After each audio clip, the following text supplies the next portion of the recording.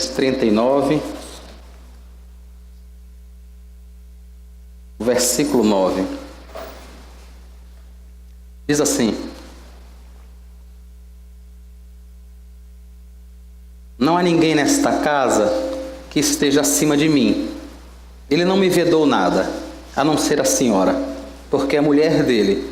Como, pois, cometeria eu tamanha maldade e pecaria contra Deus? Não há ninguém nesta casa que esteja acima de mim. Ele não me vedou nada, a não ser a senhora, porque é mulher dele. Como, pois, cometeria eu tamanha maldade e pecaria contra Deus? Senhor, nós te agradecemos por tua palavra. O Senhor sabe o quanto carecemos da direção do teu Espírito que fala com a tua igreja, que edifica a cada um, que conhece as necessidades, Senhor.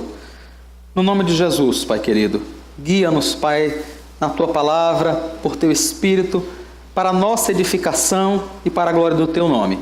Amém. Se você puder manter sua Bíblia aberta, nós vamos, nesta manhã, falar sobre todo o capítulo 39 aí de Gênesis, os 23 versículos. Eu espero que termine até a hora do almoço, se Deus quiser. O almoço é de 11h30 às 12h30, né? Então, se a gente terminar 12h15, dá tempo da gente sair correndo e pegar a comida lá, né? Irmãos, José, quando chega na casa de Potifar, enfrenta o momento mais difícil de sua vida, mais complicado. Ele era o queridinho do papai, né? Era filho da mulher que o pai tanto amou e não a tinha mais, né? Ele não tinha um relacionamento muito maravilhoso com seus irmãos. E os irmãos foram meio drásticos, digamos assim, né? Encheram a paciência e disseram: rapaz, bom, vamos dar fim nesse cara. Eles não tinham muita paciência com José, não. E um deles diz assim: rapaz, não vamos matar o rapaz, não vamos fazer isso. Vamos colocá-lo aqui dentro de uma cisterna vazia que tinha no deserto onde eles estavam no momento, né?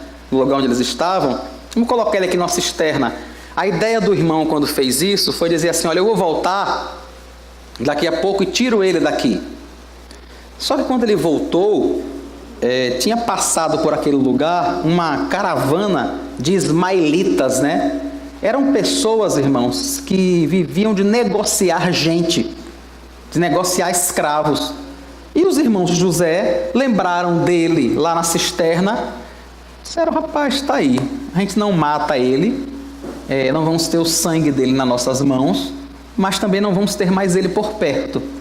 E aí vendem ele, ganham algum dinheiro com ele, na realidade 20 moedas de prata, né? Ganham algum dinheiro com José, vendendo para aquela caravana de ismaelitas. Aquela caravana segue para o Egito, né? Chegando no Egito, num mercado comum, um local comum de se vender pessoas. É lá que Potifar, que era comandante da guarda lá no Egito, egípcio, né? Era um homem da confiança de Faraó. É lá que Potifar compra José como uma pessoa que iria trabalhar na casa dele, que iria servi-lo em quase tudo. A gente só precisa entender, irmãos, que naquela época os tempos eram bem diferentes, né? A cultura que eles viviam era bem outra. Então, era muito comum naquele momento se comprar pessoas para fazer esse tipo de serviço. E Potifar compra José, é o que diz aí Gênesis 39 primeiro. José foi levado para o Egito e Potifar, oficial de Faraó, comandante da guarda, egípcio, comprou dos ismaelitas que o tinham levado para lá. Acontece que José era um homem trabalhador, era um homem dedicado. Tudo que ele fazia prosperava. Acho que a gente não vai ver na Bíblia, irmãos, outros momentos que fale tanto isso sobre uma pessoa. Sobre José, a Bíblia repete o tempo todo que o Senhor estava com ele e por isso ele prosperava. O versículo 2 diz assim: o Senhor Deus estava com José, que veio a ser homem próspero e estava na casa do seu dono egípcio. José realmente era uma pessoa extremamente dedicada.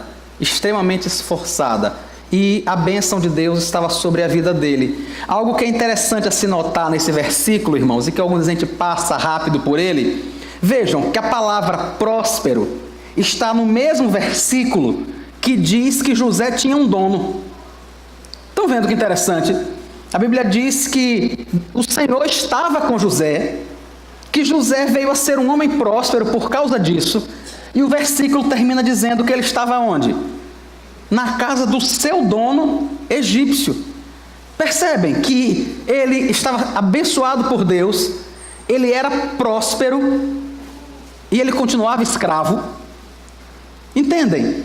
Como a noção de prosperidade bíblica diverge tanto da nossa, aonde é que na nossa cabeça nós iríamos juntar numa mesma frase a ideia de prosperidade, bênção de Deus e ter um dono, e continuar escravo numa terra estrangeira. Era assim com José. Ele era um homem próspero, a bênção do Senhor estava sobre a vida dele, e ele continuava na casa de seu dono. O versículo 3 mostra algo muito interessante. Potifar viu que o Senhor estava com José, e que tudo o que ele fazia, o Senhor prosperava em suas mãos. Irmãos, como é que alguém sabe que tudo que o outro faz é porque o Senhor está com ele? Uma pessoa que não conhece a Deus. Potifar era um egípcio, ele tinha seus próprios deuses. Mas vejam, o versículo diz que ele viu que o Senhor estava com José.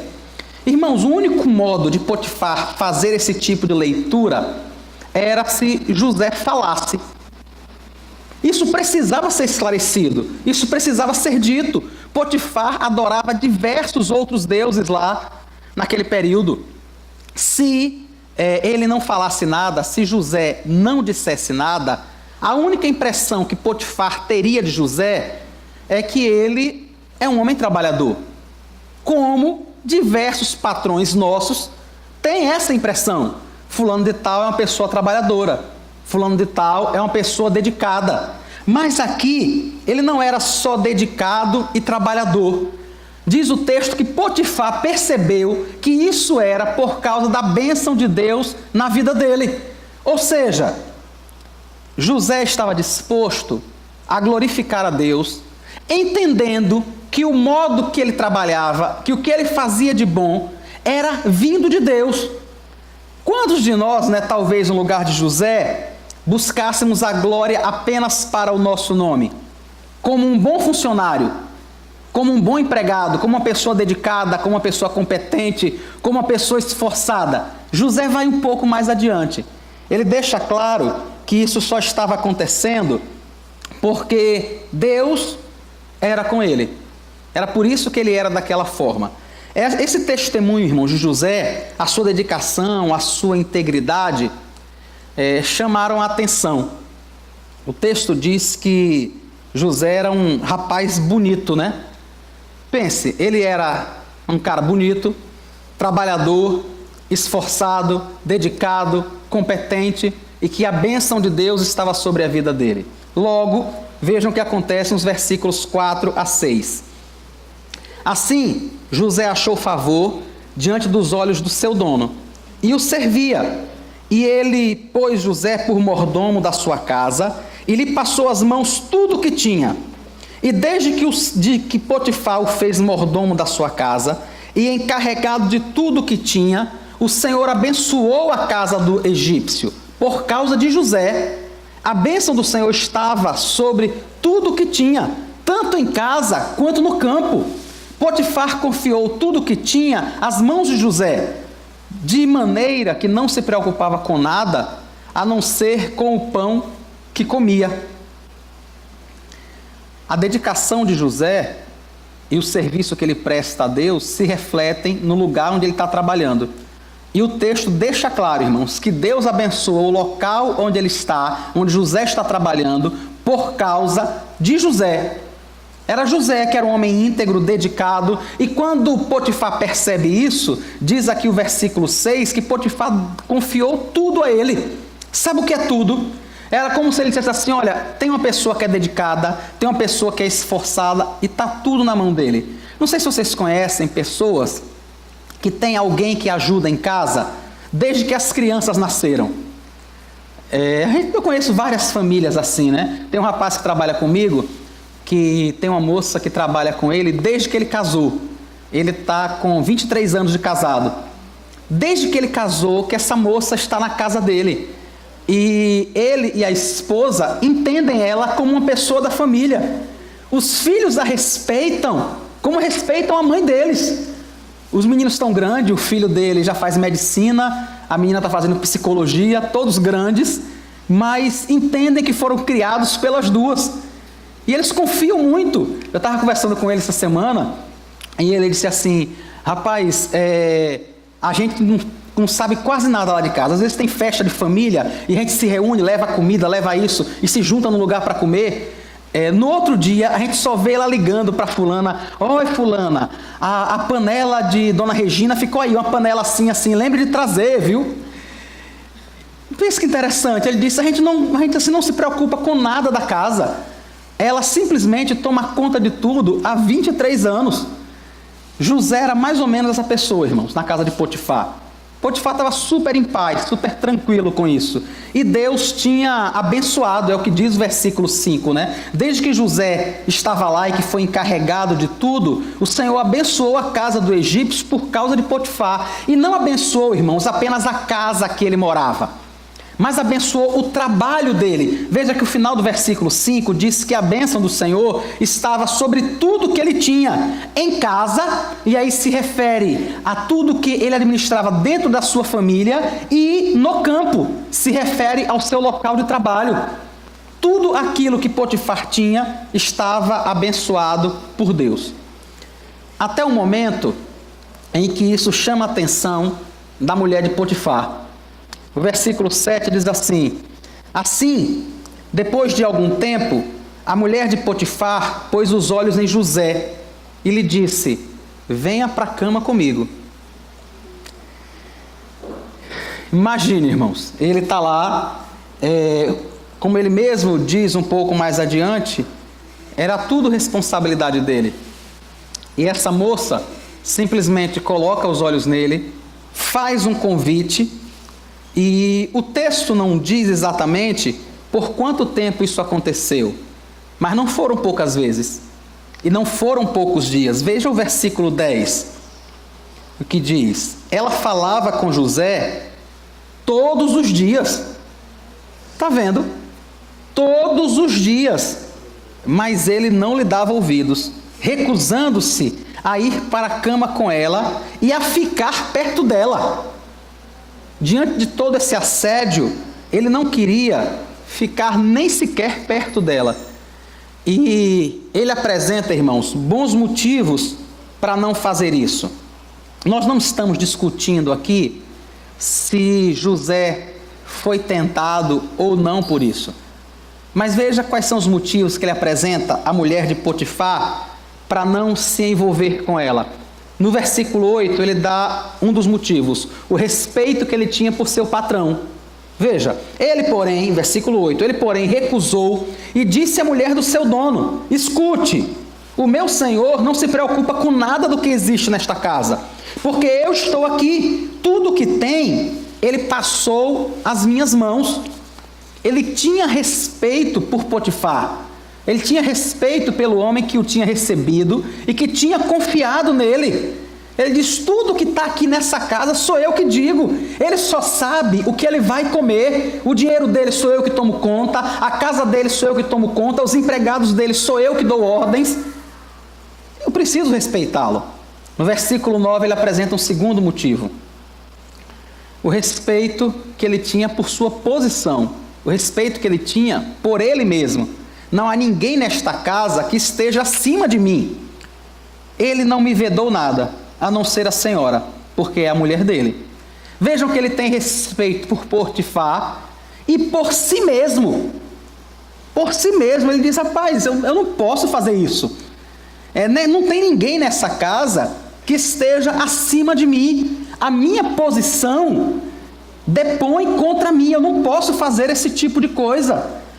Era quase como se ele estivesse dizendo assim: rapaz, se eu fizer isso, talvez eu esteja me aproveitando da minha posição, talvez eu esteja me aproveitando do local aonde Deus me colocou e que por isso chama a atenção das pessoas, porque eu sou visto. E ele diz: eu não posso fazer isso, eu respeito ao meu patrão e eu tenho respeito por mim mesmo, pela posição que eu estou ocupando. Ainda no versículo 9, ele apresenta um terceiro motivo para não ceder ao chamamento da esposa de Potifar, o temor que ele tinha a Deus. Como, pois, cometeria eu tamanha maldade e pecaria contra Deus?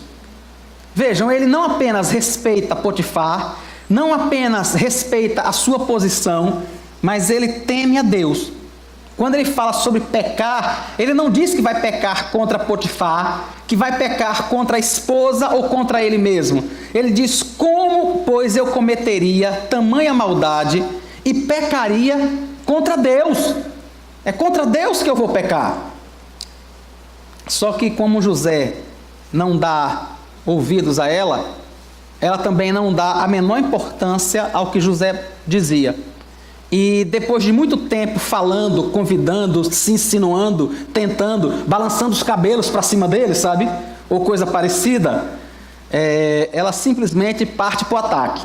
Versículos 11 e 12. Aconteceu, porém, que certo dia José entrou na casa para fazer o seu serviço e ninguém dos de casa se achava presente. Então ela o pegou pela roupa e lhe disse: venha para a cama comigo. Ela simplesmente atacou, irmãos, não dava mais.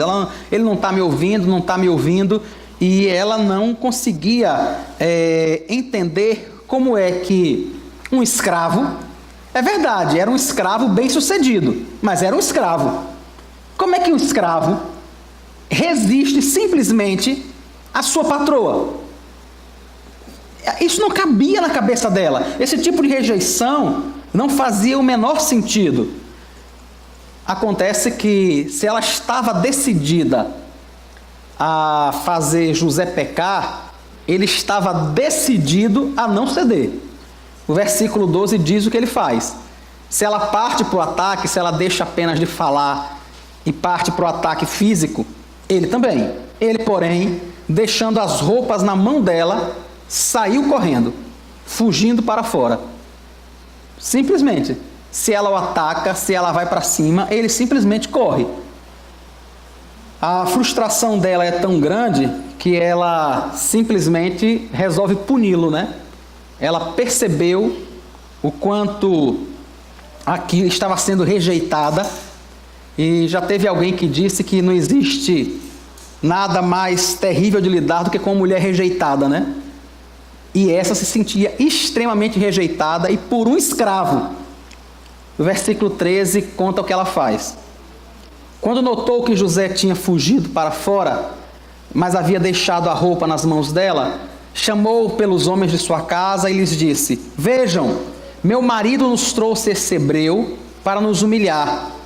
Ele entrou no meu quarto, querendo me levar para a cama, mas eu gritei bem alto. Quando ele ouviu que eu levantava a voz e gritava, deixou a roupa ao meu lado e saiu, fugindo para fora.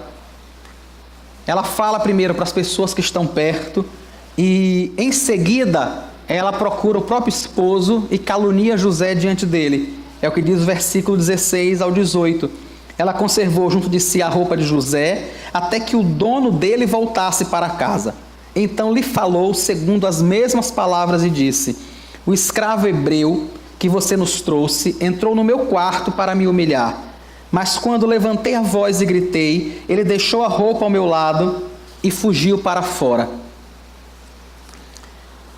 Ela coloca a culpa do que ela estava passando no esposo. E diz: olha, dá para você notar o que você fez?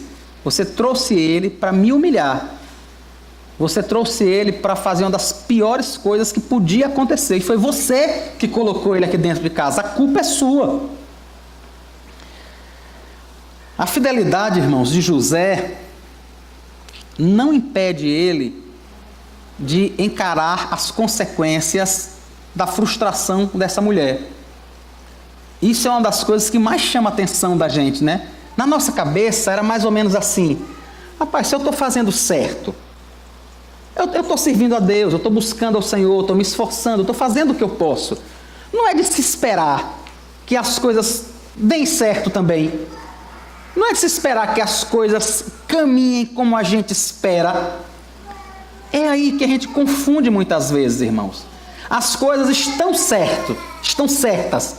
Só não estão, às vezes, do modo que a gente espera. É porque na nossa cabeça está certo, está da perspectiva que a gente queria que estivesse.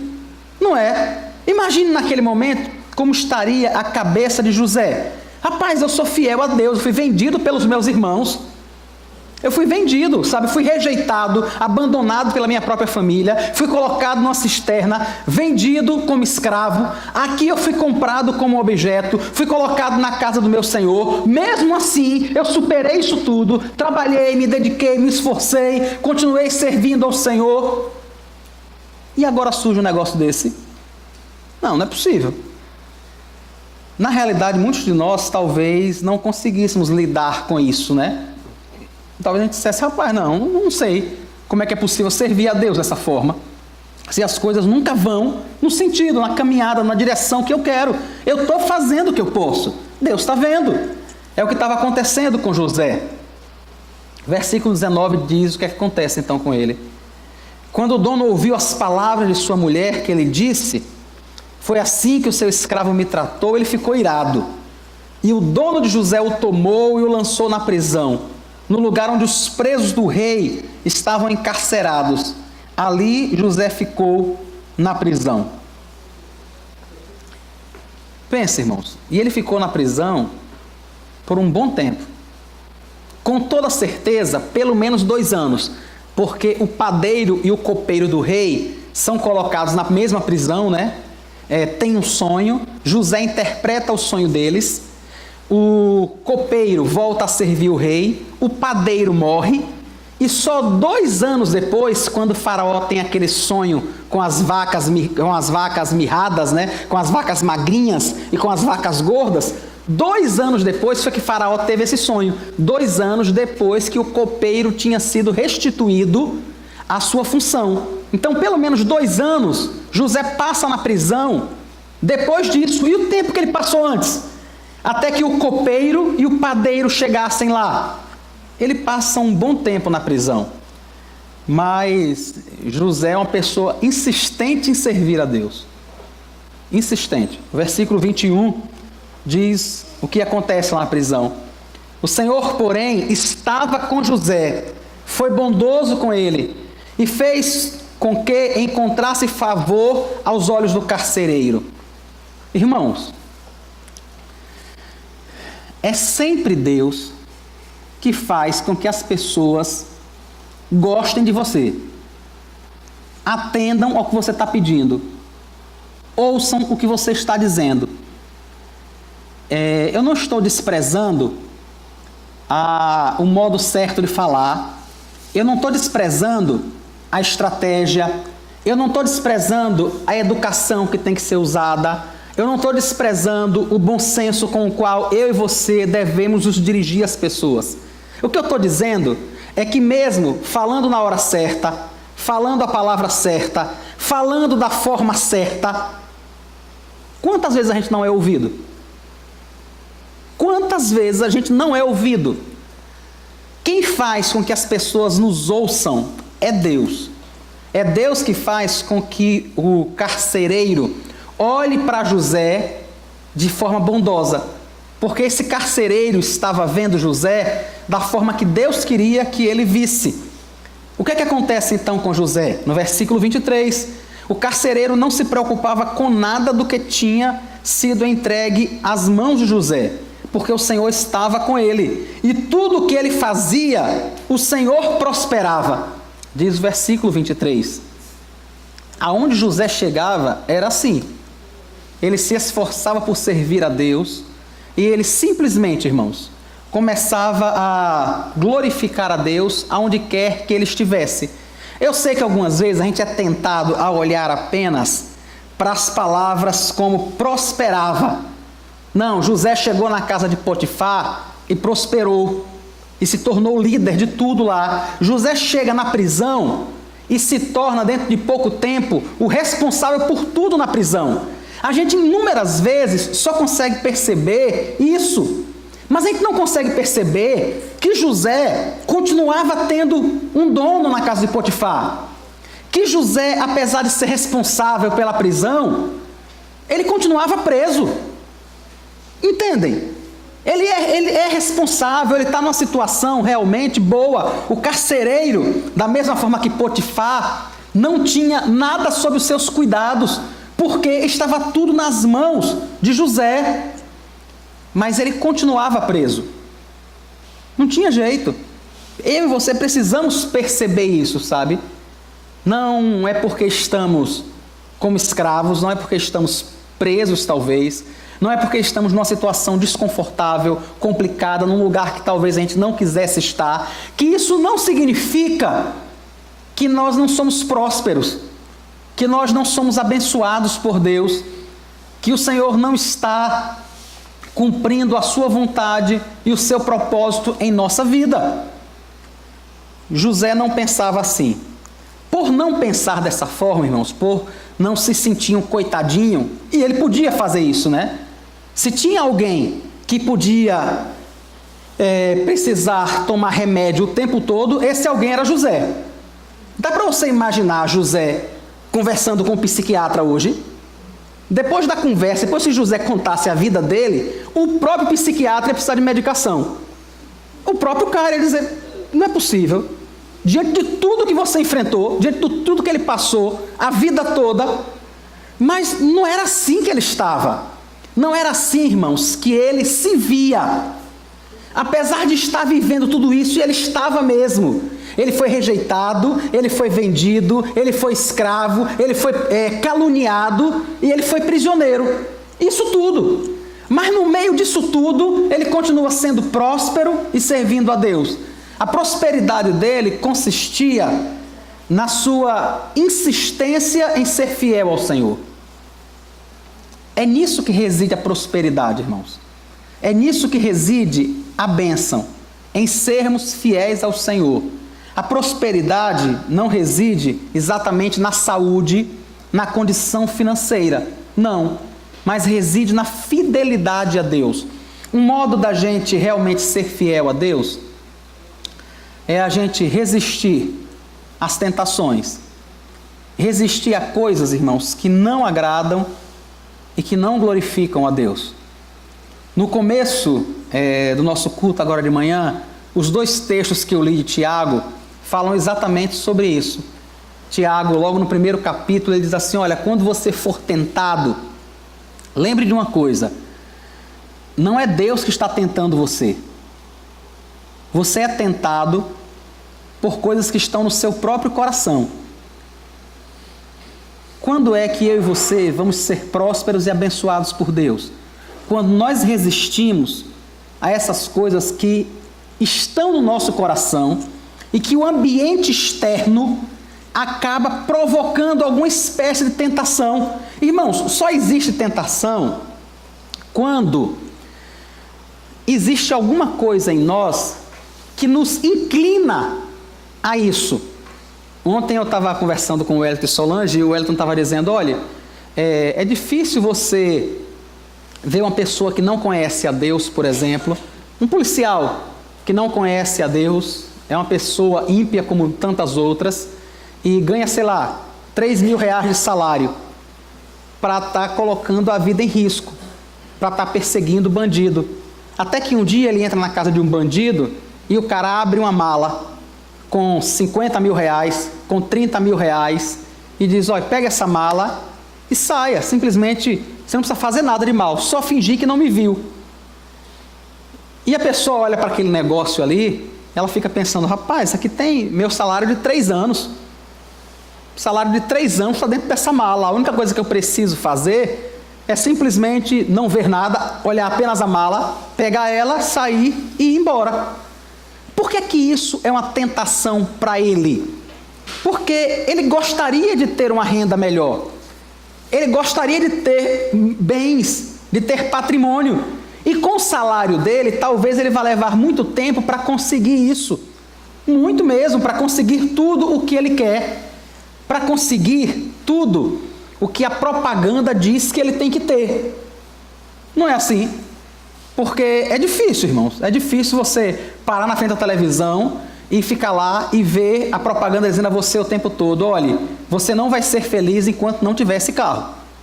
Enquanto não morar nessa casa, a sua esposa e os seus filhos não vão ser alegres que nem essa pessoa aqui da propaganda. O seu filho não vai andar de bicicleta assim sorrindo. A sua esposa não vai andar aqui assim saltitante com os cabelos ao vento. Enquanto você não tiver essa casa. E aí o cara que ouve isso dia após dia, dia após dia, dia após dia, é isso que está na cabeça dele. Ele olha para o salário dele e ele olha para aquela bolsa de dinheiro, aquilo se constitui numa tentação. Então quando eu e você somos tentados, nós somos tentados por causa do nosso próprio coração. A tentação é algo externo? É, mas ela precisa encontrar respaldo, ela precisa encontrar eco dentro da gente. Senão não é tentação. Senão não é. Imagine se esse mesmo policial entra na casa e está lá o traficante de drogas e o cara diz assim: rapaz, olha, veja, não me prenda não, eu tenho aqui R$10. Não, é sério, 10 conto aí, pega aí, vá. Você não precisa fazer nada não, você só vai fingir que não me viu, pega o 10ão, bota no bolso, olha, e vai embora. Isso seria alguma tentação para ele? Não, isso não representa tentação. É dinheiro do mesmo jeito? É do mesmo jeito. Só que para ele não seria uma tentação, porque é pouco diante do para ele querer se vender, né? Isso é pouco diante do que ele gostaria de obter. Então a tentação precisa realmente encontrar eco no nosso coração. Esse é o primeiro ponto que eu queria deixar claro para você. Não imagine que você é tentado apenas pelos outros, apenas quando alguém faz uma proposta. A mulher de Potifar, certamente, devia ser uma pessoa bonita. Se ela era mulher de um comandante da guarda, eu imagino quanto ela gastava no salão de beleza semanalmente. Não é? De fazer as unhas, de arrumar o cabelo, de usar os melhores produtos. Talvez ela consultasse até uma tricologista. Vocês conhecem alguma?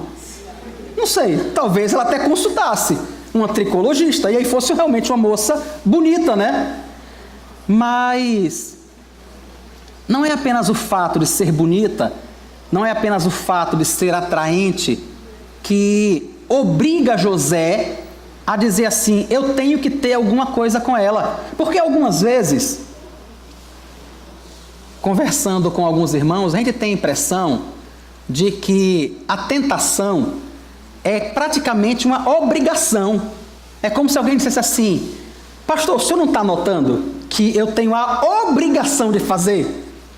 Eu tenho a obrigação de aceitar? A minha família está numa situação difícil.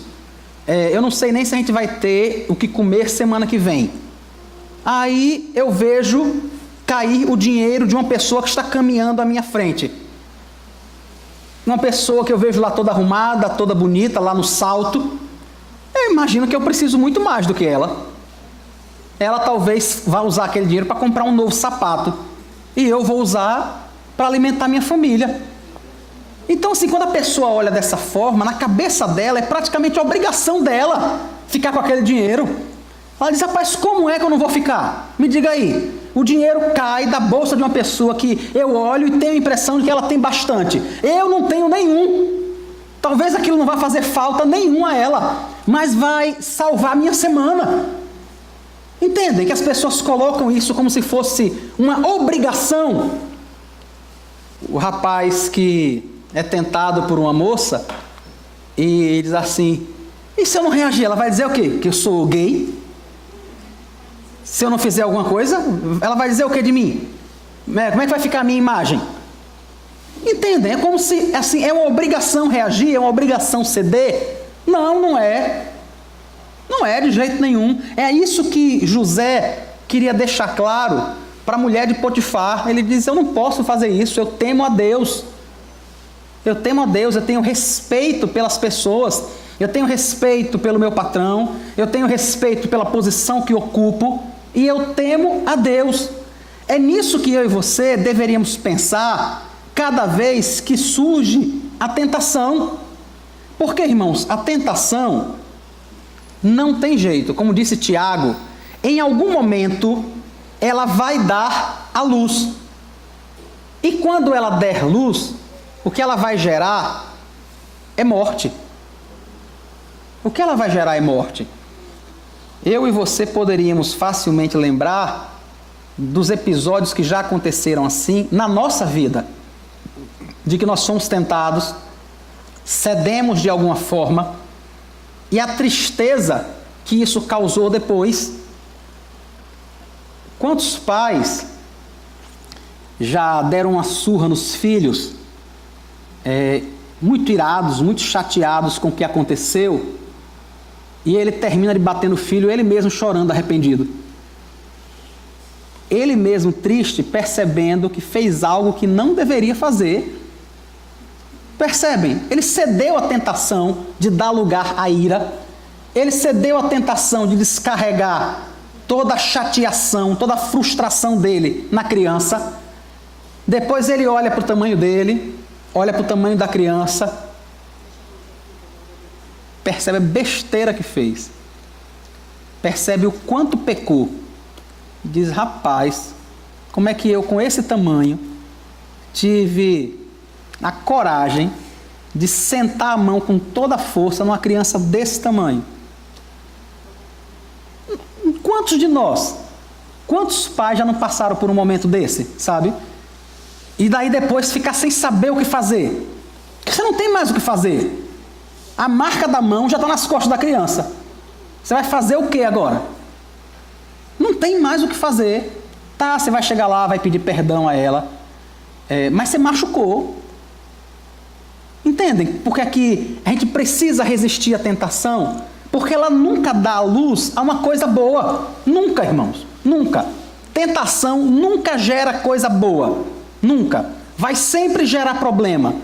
Você pode dizer assim: não, pastor, mas, por exemplo, eu cedi a determinada tentação, sofri, mas hoje tudo está bem. Glória a Deus por isso. Glória a Deus porque Deus, por sua graça e misericórdia, é especialista em transformar o mal em bem. Mas, e até isso acontecer? Quanta gente já ficou magoada? Quanta gente já ficou frustrada? Sabe quanta gente você já fez chorar por causa disso? Até que Deus transforme todo o mal em bem. E Ele vai transformar, irmãos. Porque Deus é muito maior do que a minha capacidade de pecar e do que a sua. Ele é infinitamente maior do que isso. E Ele vai transformar tudo de forma que glorifique o seu santo nome. Mas eu e você vamos sofrer e causar sofrimento. Sabe? E entristecer pessoas e frustrar pessoas.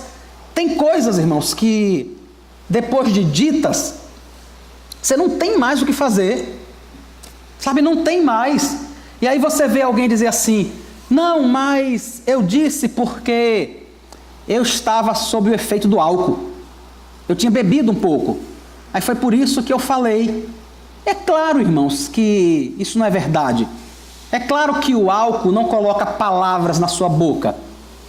Ele só faz você ficar mais desinibido. Ele só tira as barreiras que você conscientemente criou para poder proteger o outro e proteger você mesmo. Ele só tira a sua capacidade de resistir ao pecado. É só isso. Mas você disse que estava no seu coração mesmo. Foi só isso. Não, porque eu falei, porque eu estava com raiva.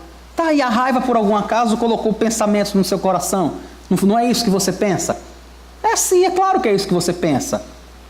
O problema é que naquele momento, você, por estar chateado, você resolveu ceder à tentação.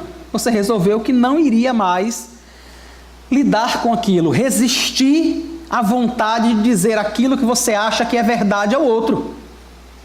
Foi só isso que aconteceu. Mas e aí, como lidar com as consequências depois? Aí depois de dizer: Aí você olha para o outro e diz assim: olha, eu estava chateado, me perdoe, tá? E o outro vai lhe perdoar mesmo, até porque ele é cristão. Aí daqui a 10 minutos você olha para o outro e diz assim: ele não me perdoou ainda não, foi? Por que tá com essa cara? Não é? Assim, não tem sequer noção do que provocou. Sabe, não tem sequer noção do que causou ao ceder à tentação. Não tem noção.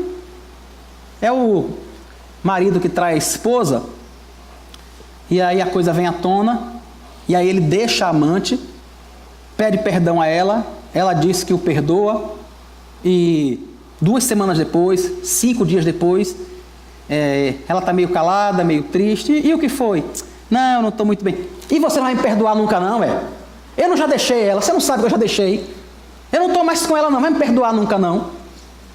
Mas como? Me diga aí, vá. Como é que isso vai acontecer assim, dessa forma?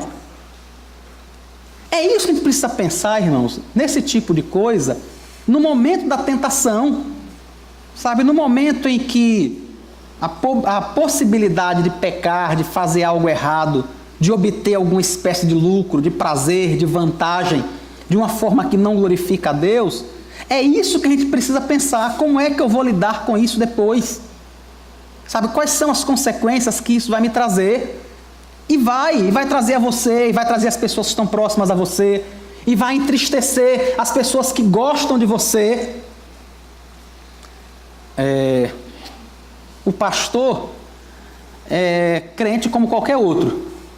Não é nem mais crente, nem menos crente do que ninguém. É crente como qualquer outra pessoa. Mas quando o pastor cai, quando ele comete uma falha grave, pública, isso afeta muito mais a igreja. Não tem jeito. E ele precisa pensar sobre isso. Ele precisa avaliar muito sobre isso. Quando uma pessoa resolve se tornar oficial da igreja, como o Enoque, que se tornou mais recentemente, o Wellington, que já é oficial há mais tempo, a gente conversa com eles, conversa com as esposas deles. Pensem, o Wellington e Enoque são crentes como qualquer outro aqui, mas eles são presbíteros da igreja. Entendeu? O que Enoque faz de errado tem uma repercussão muito maior. O que eu faço, o que o Wellington faz, o que um oficial da igreja faz, isso tem um impacto muito maior sobre a igreja, irmãos. Então assim, a gente precisa pensar muito, sabe, muito mesmo, sobre esse momento quando a gente está com uma determinada proposta, quando aparece na realidade uma oportunidade de fazer algo que não glorifique a Deus. A gente precisa realmente resistir como José resistiu. José,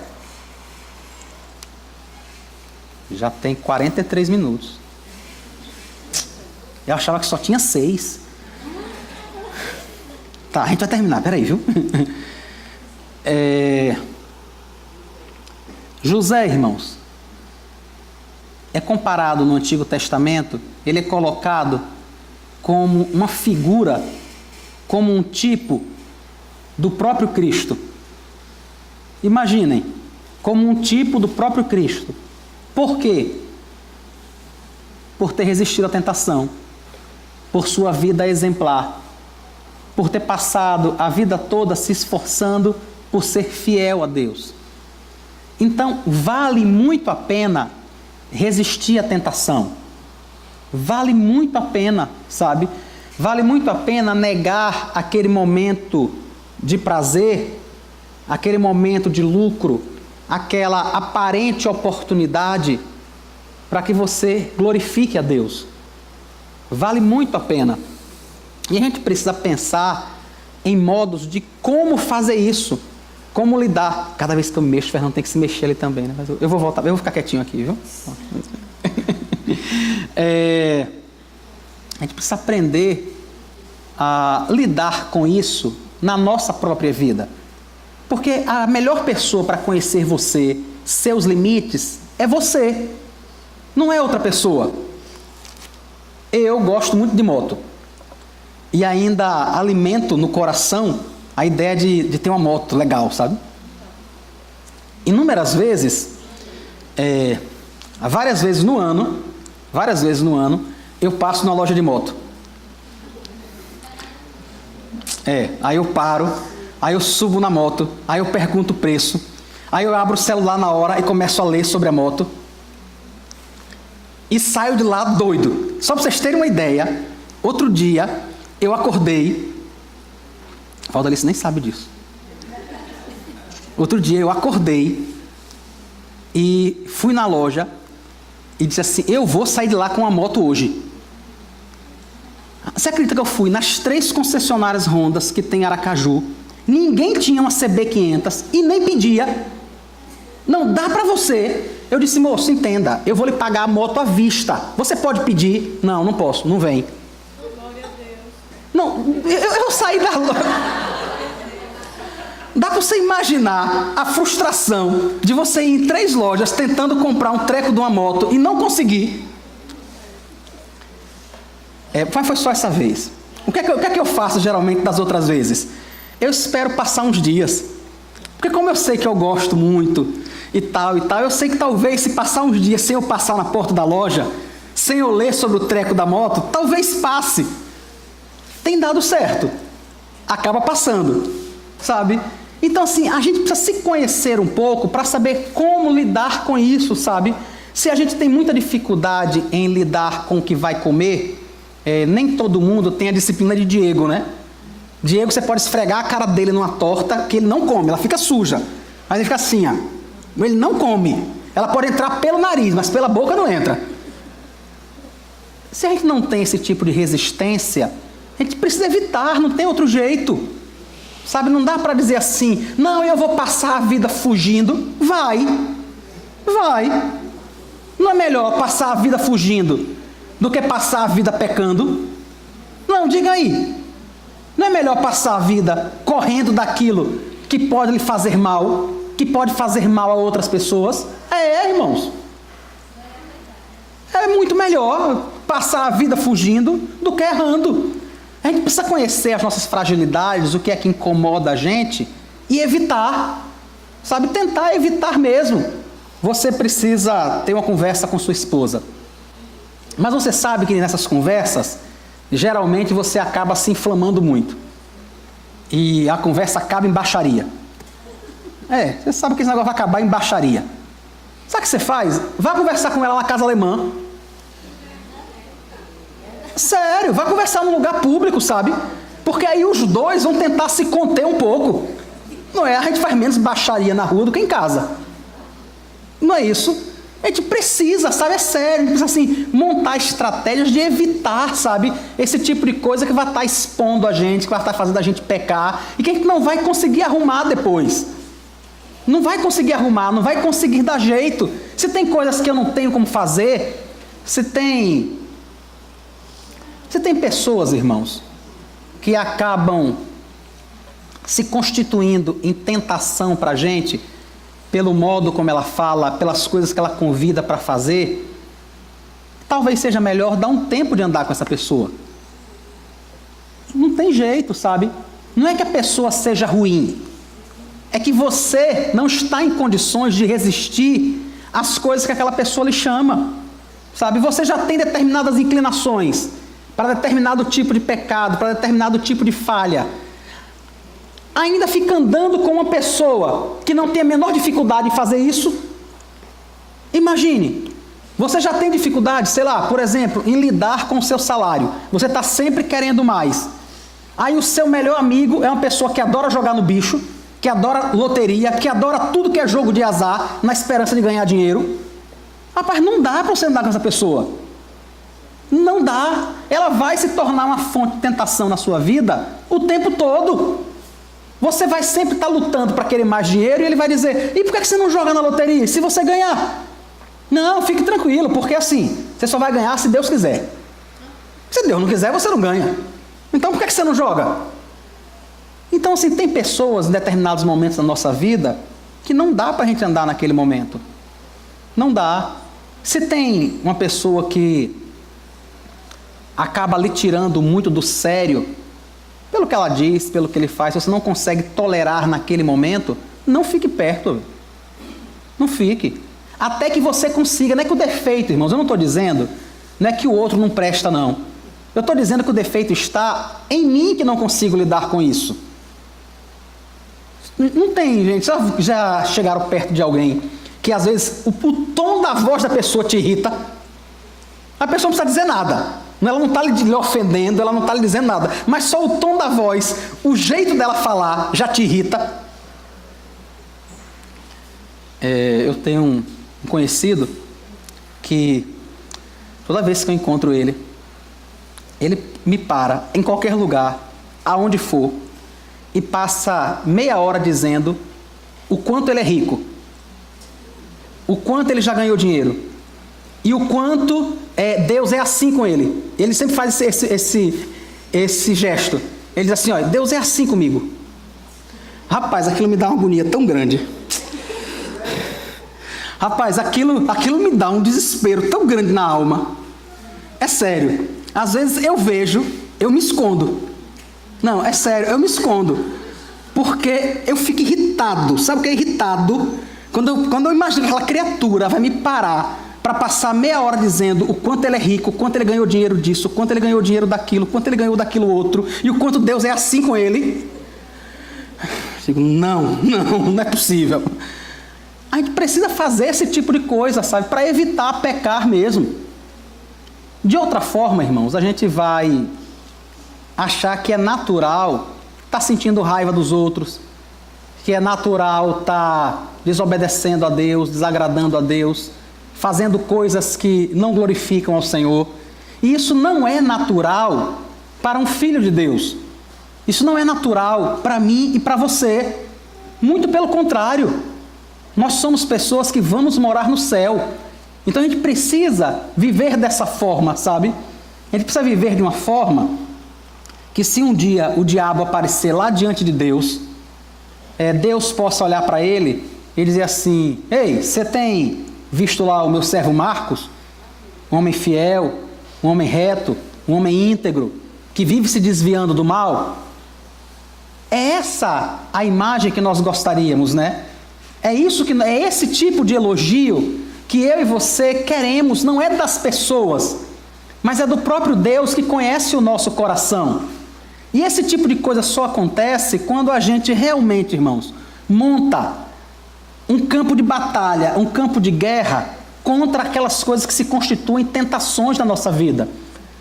Contra aquelas coisas que se constituem oportunidade de nos afastar do Senhor de qualquer forma que seja. É porque quando a gente fala de tentação, as pessoas pensam apenas em aspecto sexual. É só nisso. E eu acho que o diabo tem feito isso para afundar a gente no pecado. A gente diz assim, não, enquanto eu não me envolver sexualmente com outra pessoa, não tem problema se eu enganar, não tem problema se eu mentir, não tem problema se eu ficar com raiva, não tem problema se eu me atrasar, não tem problema se eu não fizer nada, desde que eu não me envolva sexualmente com alguém. Isso não é verdade, né?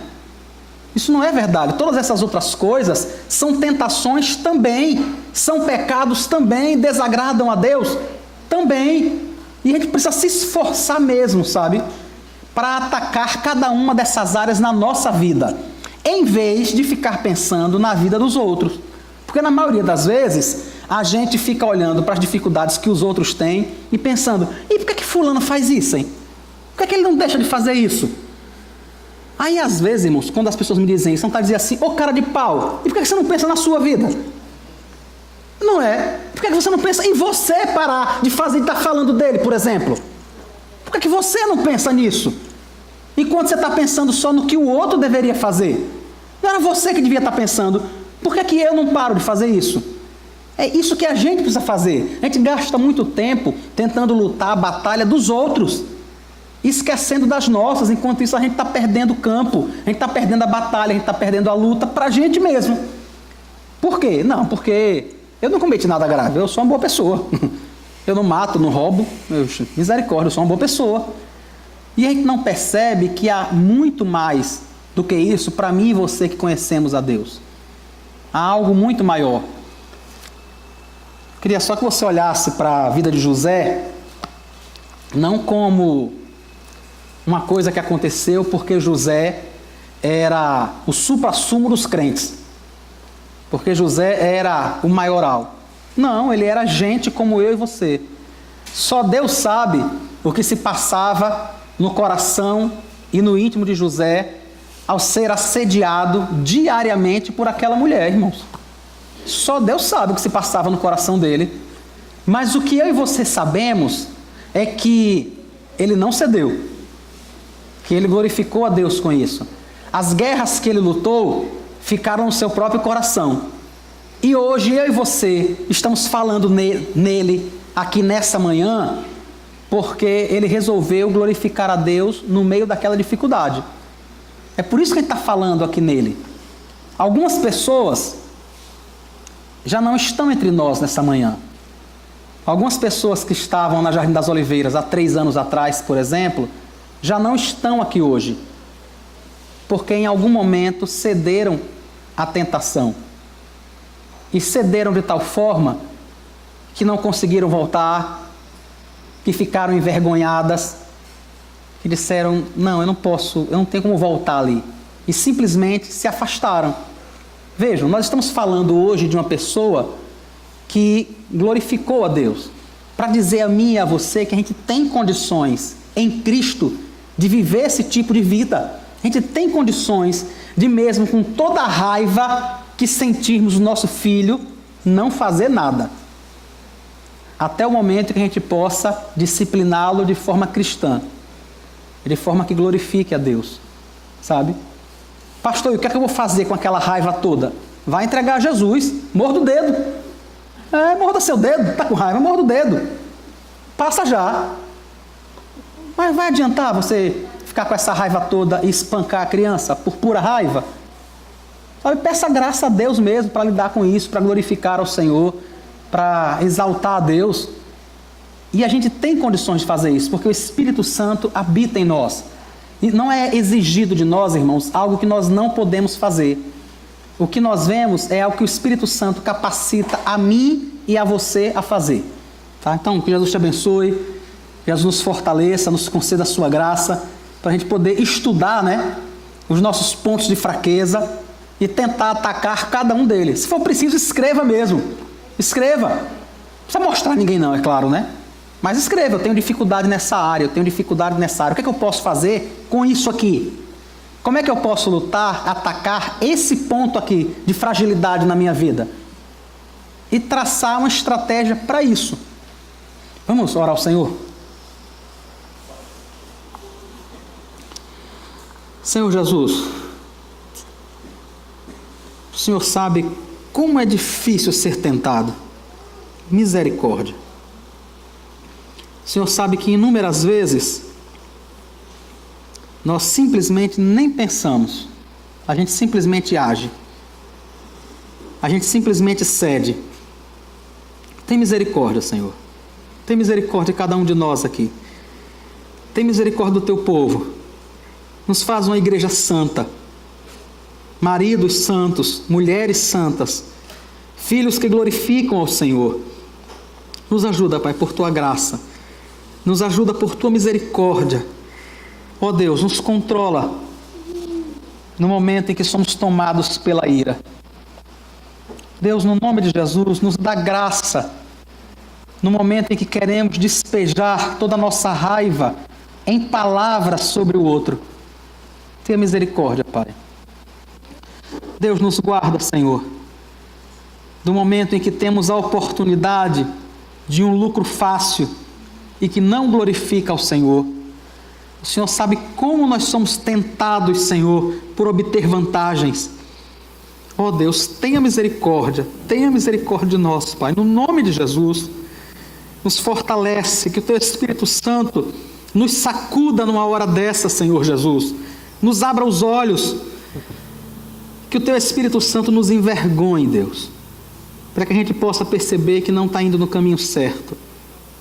Ajuda-nos, Pai, por Tua misericórdia, e nos ampara por Tua graça. Nós te oramos no nome de Jesus. Amém.